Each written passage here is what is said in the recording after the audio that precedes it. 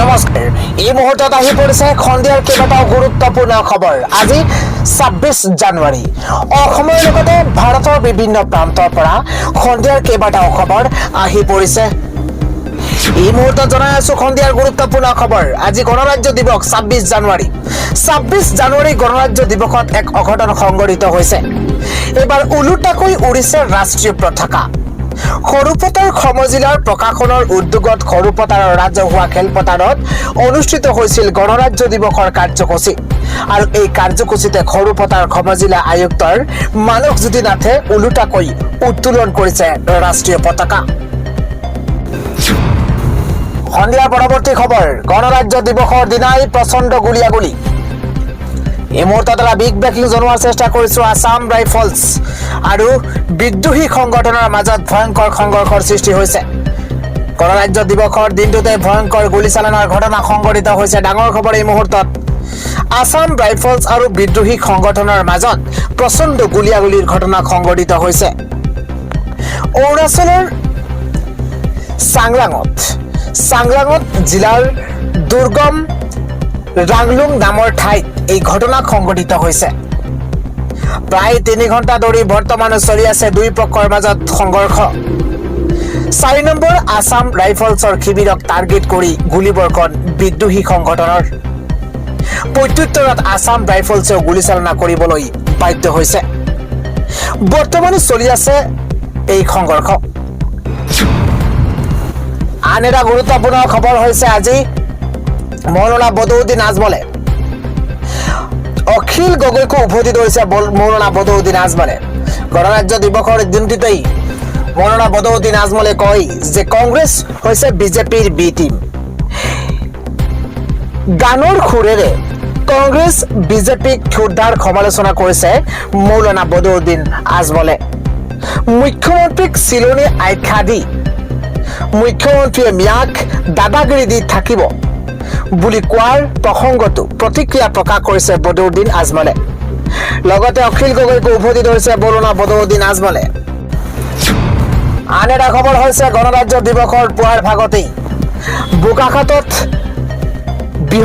বোকাখাতৰ বিহৰাত অঘটন। এইবাৰ বিহৰা গৰু বজাৰৰ সন্মুখতে দবদবাই জ্বলি উঠিছে এখন ডাম্পাৰ। নগাঁৱৰ পৰা মাৰ্ঘেৰিটা অভিমুখে গৈ আছিল এই ডাম্পাৰখন। ইটা কঢ়িয়াই নিয়া ডাম্পাৰখন জ্বলিছে ৩৭ নম্বৰ ৰাষ্ট্ৰীয় ঘাইপথত। কথমপি প্ৰাণ ৰক্ষা পাইছে ডাম্পাৰৰ চালক তথা হেণ্ডিমেন। বোকাখাত আৰক্ষী আৰু অগ্নি নিৰ্বাপকে নিয়ন্ত্ৰণ কৰিছে পৰিস্থিতি। আন এটা খবৰ হৈছে ব্ৰহ্মপুত্ৰ নদীৰ গৰাখহনীয়া সমস্যাটো সমাধান কৰিম বুলি কৈয়ে মানুহৰ পৰা ভোট আদায় কৰিছিল। বিগত ৫ বছৰীয়া কাৰ্যকালত নদীৰ গৰাখহনীয়া সন্দৰ্ভত ১% সফল হোৱা আমি দেখা নাই। গৰাখহনীয়াত ক্ষতিগ্ৰস্ত লোকসকলৰ পুনৰ সংস্থাপনৰ ব্যৱস্থা কৰিব পৰা নাই। চহৰৰ মানুহৰ পট্টাৰো কোনো ব্যৱস্থা কৰিব পৰা নাই। এজন ব্যৰ্থ নিষ্কৰ্মা বিধায়ক আশ্ৰাফুল হুছেইনক উদ্দেশ্য কৰি এই মন্তব্য চেগা সমষ্টিৰ ভাৰতীয় জাতীয় কংগ্ৰেছৰ প্ৰাৰ্থিত্ব প্ৰত্যাশী অধিবক্তা ছাইফুৰ ৰহমানে। ক্ষমা কৰিব, অধিবক্তা ছাইফুল ইছলামে। আজিৰ সন্ধিয়াৰ পৰৱৰ্তী খবৰ। ভোট চুৰি কংগ্ৰেছেহে কৰিছিল।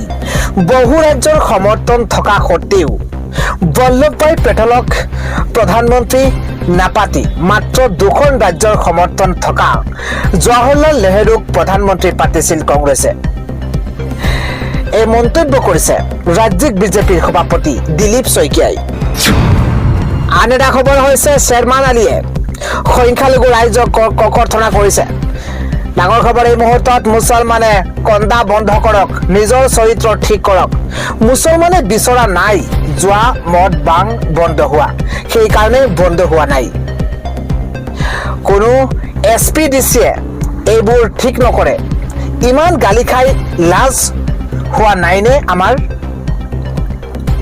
কালচাৰেল ফাংচনক লৈ শ্বেৰমান আলী সংখ্যালঘু ৰাইজক ককৰ্থনা। শ্বেৰমান আলীৰ তৰফৰ পৰা কোৱা হৈছে SR2 ষড়যন্ত্ৰৰ এটা ক্ষুদ্ৰ নামহে। তাৰ আগতে PIP স্কিম আছিলে 60 দশকৰ পৰা। 79 চনৰ পৰা বিদেশী খেদা আন্দোলন আছিলে তাৰ পিছত ডিপুটাৰ আহিছে তাৰ পিছতে এনআৰসি প্ৰস্তুত প্ৰক্ৰিয়া আৰু তাৰ পাছতে উচ্ছেদ আৰু নতুনকৈ আহিছে এছআৰ এই গোটেইবোৰ নাম যিয়ে নহওক এক বৃহৎ ষড়যন্ত্ৰত একোটা অংশ এইদৰে মহাবিস্ফোৰক মন্তব্য কৰিছে শ্বেৰমান আলী আহমেদী বিধায়ক শ্বেৰমান আলী আহমেদী খণ্ডেৰ পৰৱৰ্তী খবৰ মিয়াৰ প্ৰেমত অন্ধ হৈ পৰিছে গৌৰৱ গগৈ হিমন্ত বিশ্ব শৰ্মাই গৌৰৱ গগৈৰ পৰা চাৰ্টিফিকেট ল'ব নালাগে ৰাবিক পলিটিকেল ব্ৰেকিং নিউজে মুহূৰ্তত জনোৱাৰ চেষ্টা কৰিছো কিয়নো মিয়াৰ প্ৰেমত অন্ধ হৈছে গৌৰৱ গগৈ যদি গৌৰৱ গগৈৰ সাহস আছে সনাতনী হিচাপে গৌৰৱ কৰক তুষ্টিকৰণ ভোট বেংকৰ ৰাজনীতিত অন্ধ গৌৰৱ গগৈ হিমন্ত বিশ্ব শৰ্মাই গৌৰৱ গগৈৰ পৰা চাৰ্টিফিকেট ল'ব নালাগে জাতীয় স্বাভিমান থকা ব্যক্তিয়ে গৌৰৱৰ মানসিকতাক সমৰ্থন নকৰে আজিৰ ব্যৱস্থাত কোনেও ভোট চুৰি কৰিব নোৱাৰে দেশ স্বাধীনৰ পাছত প্ৰথম ভোট চুৰি কৰিছিল কংগ্ৰেছেই প্ৰধানমন্ত্ৰীৰ নিৰ্বাচনৰ ক্ষেত্ৰত ভোট চুৰি কৰিছিল কংগ্ৰেছে বিজেপিয়ে ভোট চুৰ কৰিবই নালাগে কাৰোবাৰ নাম যদি কিবা কাৰণত কৰ্তন হৈছে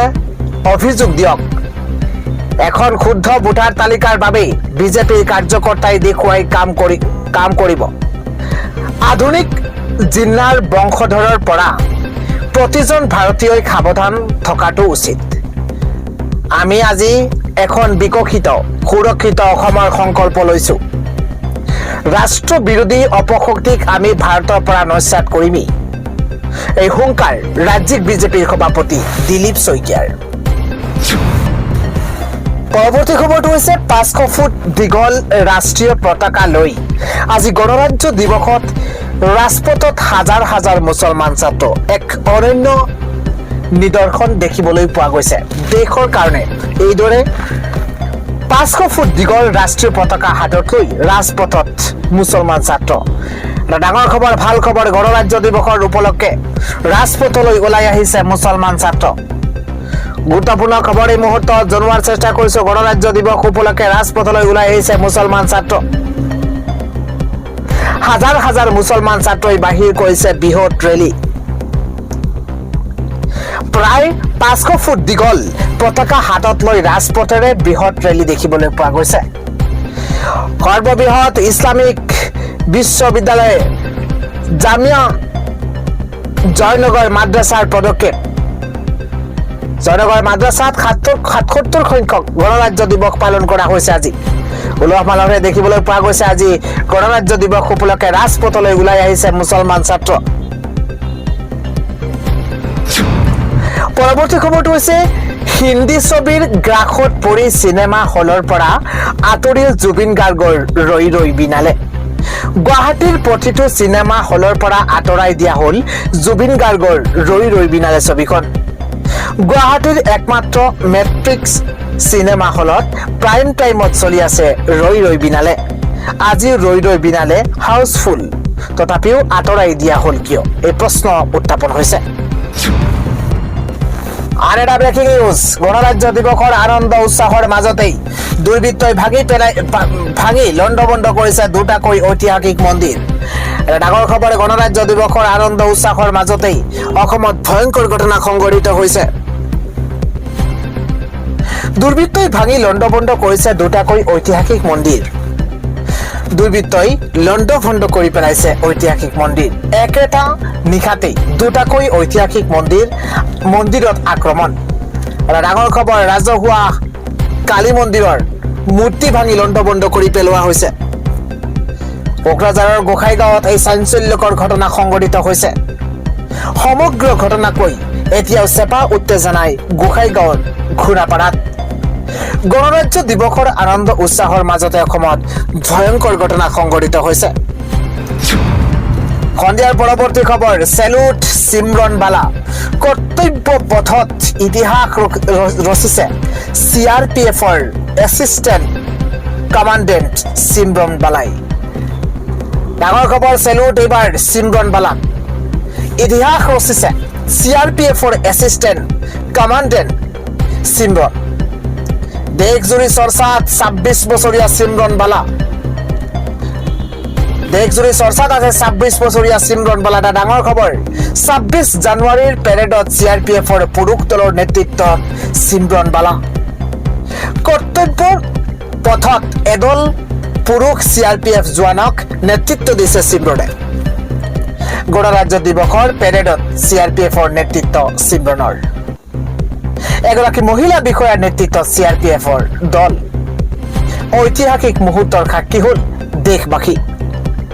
ইতিহাস ৰচিবলৈ সাজু এছিষ্টেণ্ট কামাণ্ডেণ্ট সিমৰন বালা। সিমৰন বালাই 140 জনতকৈও অধিক পুৰুষ জোৱানৰ এটা দলক নেতৃত্ব দিব। ইউনিফৰ্ম পৰিহিত মহিলাৰ বাবে বিৰল আৰু শক্তিশালী মাইলৰ খুঁটি সিমৰন। সিমৰনক কৃতজ্ঞতাৰে উপচাই পেলাইছে দেশৰ জনতাই। আন এটা হৈছে ভোট চুৰ নহয়, এবাৰ ভোট ডকাইতি কৰিছে বিজেপিয়ে। কংগ্ৰেছৰ নেতাৰ এই বিস্ফোৰণ। এইগৰাকী কংগ্ৰেছ নেতাই বিস্ফোৰক মন্তব্য কৰিছে। ডাঙৰ পলিটিকেল ব্ৰেকিং নিউজ এই মুহূৰ্তত জনোৱাৰ চেষ্টা কৰিছো। ভোট চুৰ নহয়, ভোট ডকাইতি কৰিছে বিজেপিয়ে। ভোট চুৰি নহয়, ভোট ডকাইতিহে কৰিছে। এছাৰৰ নামত বৃহৎ ষড়যন্ত্ৰ ৰচিছে হিমন্ত বিশ্ব শৰ্মা চৰকাৰে। এছাৰৰ নামত বৃহৎ ষড়যন্ত্ৰ ৰচিছে হিমন্ত বিশ্ব শৰ্মাই। এছাৰৰ নামত ষড়যন্ত্ৰ, সংবিধান বিৰোধী আৰু সম্পূৰ্ণ বেআইনী কাম কৰিছে বিজেপিয়ে। বিজেপিৰ বিৰুদ্ধে ভোটদান কৰা ভোটাৰৰ নাম কৰ্তন কৰিছে বিজেপিয়ে। গোৱালপাৰা সমষ্টিত প্ৰায় 20,000 প্ৰকৃত ভোটাৰৰ নাম কৰ্তনৰ অভিযোগ উত্থাপন হৈছে। গণতন্ত্ৰৰ ওপৰত প্ৰত্যক্ষ আক্ৰমণ কৰিছে বিজেপিয়ে। প্ৰকৃত নাগৰিকৰ ভোটাধিকাৰ কাঢ়ি লৈছে চৰকাৰে। বিজেপিৰ বিৰুদ্ধে বৃহৎ আন্দোলনৰ হুংকাৰ প্ৰদেশ কংগ্ৰেছৰ নেতা প্ৰণয়। মুখ্যমন্ত্ৰী আৰু প্ৰধানমন্ত্ৰীক টাৰ্গেট কৰি বিস্ফোৰক মন্তব্য কৰিছে কংগ্ৰেছ নেতাগৰাকীয়ে। আন এটা খবৰ হৈছে মহাকাশত গৈ উজলিব মিয়া মুছলমান। গণৰাজ্য দিৱসৰ দিনাই মুখ্যমন্ত্ৰীৰ বাৰ্তা আজমলৰ। আৰু ডাঙৰ খবৰ, গণৰাজ্য দিৱসৰ দিনটোতেই বদৰুদ্দিন আজমলৰ তৰফৰ পৰা এটা ডাঙৰ খবৰ। গণৰাজ্য দিৱসৰ দিনাই মুখ্যমন্ত্ৰীৰ বিশেষ আহ্বান জনাইছে এইবাৰ বদৰুদ্দিন আজমলে। সাম্প্ৰদায়িক কথা কওক বুলি সংকল্প লওক মুখ্যমন্ত্ৰীয়ে। সাম্প্ৰদায়িক কথা নকওঁ বুলি সংকল্প লওক মুখ্যমন্ত্ৰীয়ে। আপোনাৰ ঘৃণামূলক ভাষণ ৰাইজে বেয়া পাইছে, মন্তব্য কৰিছে বদৰুদ্দিন আজমলে। আজমলৰ তৰফৰ পৰা কোৱা হৈছে, মিয়াক লৈ পলিটিক্স নকৰিবা, মিয়াক লৈ পলিটিক্স কৰা বন্ধ কৰক মুখ্যমন্ত্ৰীয়ে।